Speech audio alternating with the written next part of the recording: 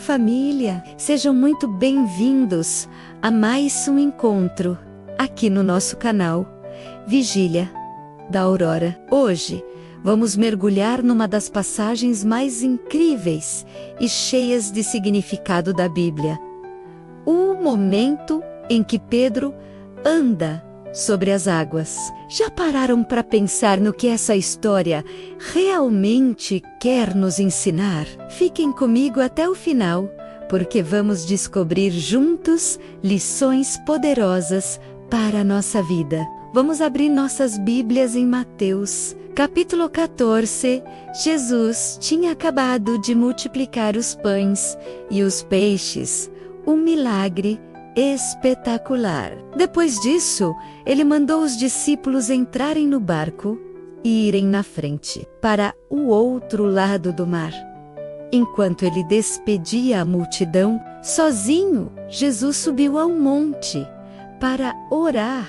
A noite chegou e o barco já estava longe da terra, sendo açoitado pelas ondas, porque o vento era contrário. Imaginem a cena.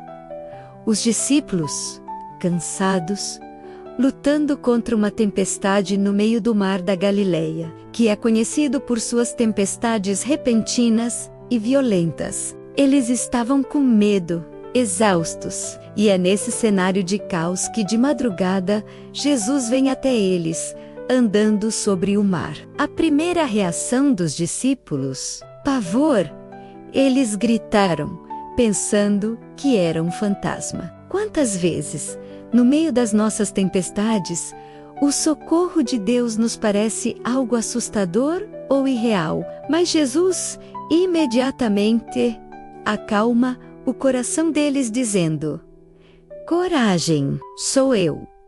Não tenham medo. Essa voz que acalma a tempestade é a mesma que quer acalmar o nosso coração hoje. E aqui entra o nosso protagonista, o impulsivo e apaixonado Pedro. Em vez de ficar paralisado pelo medo, ele faz um pedido audacioso: Senhor, se és tu, manda-me ir ao teu encontro por sobre as águas.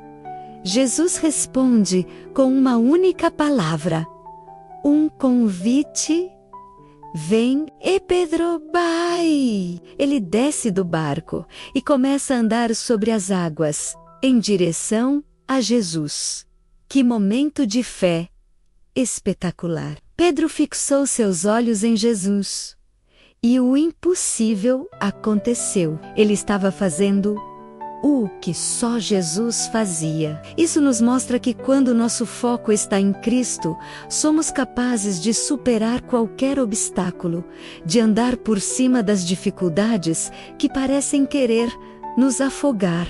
Mas, e aqui está o ponto central da nossa reflexão, a Bíblia diz que, reparando na força do vento, teve medo. No momento em que Pedro desviou o olhar de Jesus e começou a focar na tempestade ao seu redor, menos no vento, nas ondas, no perigo, o medo tomou conta e ele começou a afundar. Isso não é exatamente o que acontece conosco. Enquanto mantemos nossos olhos firmes em Jesus, na sua promessa, no seu poder, nós caminhamos firmes. Mas quando começamos a olhar para o tamanho dos nossos problemas, para a força do vento contrário, para as notícias ruins, para as opiniões negativas, o medo nos invade e começamos a afundar em ansiedade, em desespero,